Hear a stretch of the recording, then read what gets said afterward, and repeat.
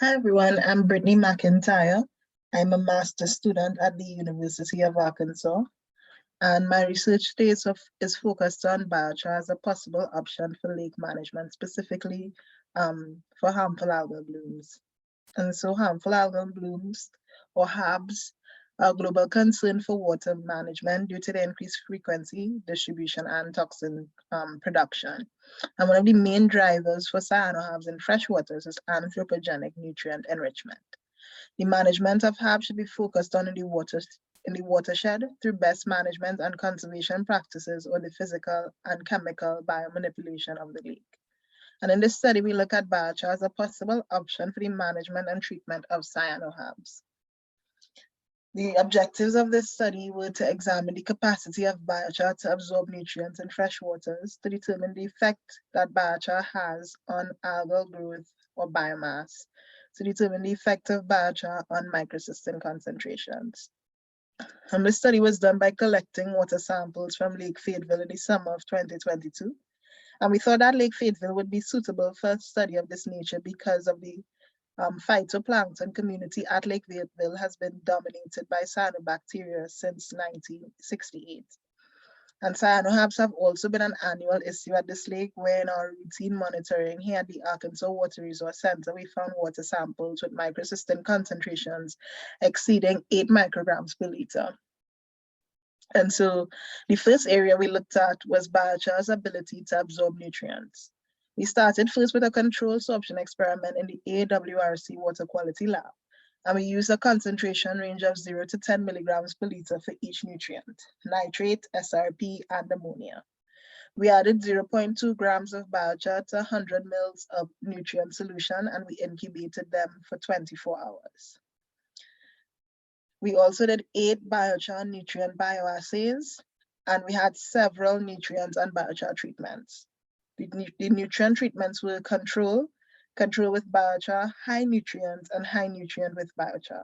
The biochar treatments were free biochar, single bagged biochar, double bagged biochar, and rinsed double bagged biochar.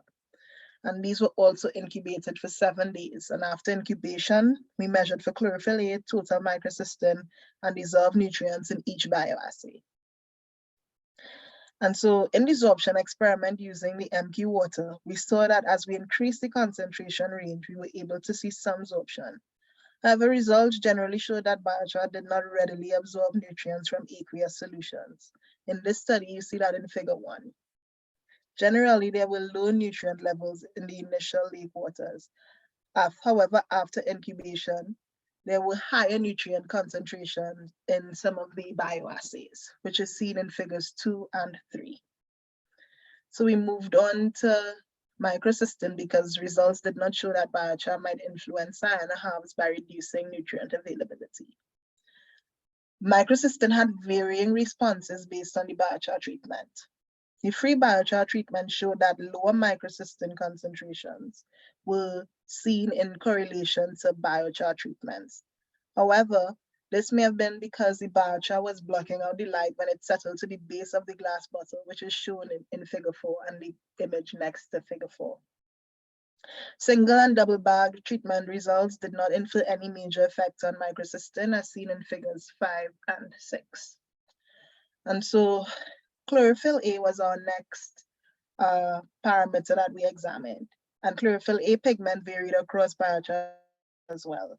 Generally, we saw higher phosphates levels in the biochar treatments, and in some cases, lower chlorophyll A pigments, which may suggest that biochar affected algal growth in some capacity, which is seen in figures 7 through 9.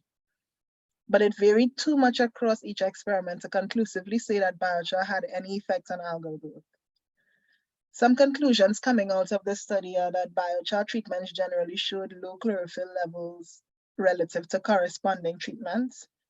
Nutrient uptake varied across experiments, and there was no clear relationship between biochar and absorption of nutrients in the bioassays. Similarly, in the case of microcystin production, there was no clear evidence to suggest that biochar influences microcystin levels directly in these bioassays.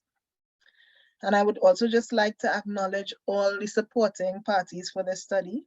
Funding for this study was provided in part by the AWRC, the University of Arkansas Environmental Dynamics Program, and the University of Arkansas Division of Agriculture. Thank you for listening.